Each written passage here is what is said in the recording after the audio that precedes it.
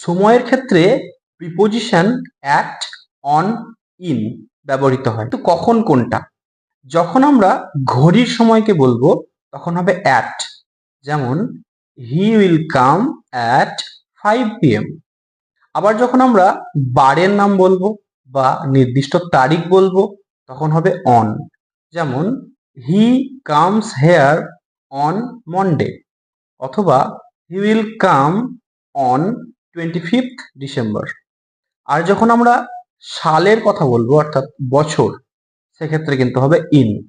যেমন হি was born in 2005। আর যে সময়গুলো রয়েছে সারাদিনের ভোর থেকে সন্ধ্যা পর্যন্ত, সেক্ষেত্রে অ্যাট ইন এই রিদমে হয়।